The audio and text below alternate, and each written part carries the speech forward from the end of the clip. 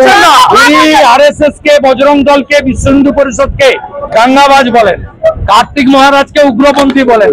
দাঙ্গা উনি লাগাচ্ছেন। উনি পিতৃপক্ষ, আমাদের অসুচ পক্ষ। গয়াতে পিণ্ডদান করতে যায় পিতামাতা মারা গেলে, উনি কেন উদ্বোধনে গেছেন পিতৃপক্ষে?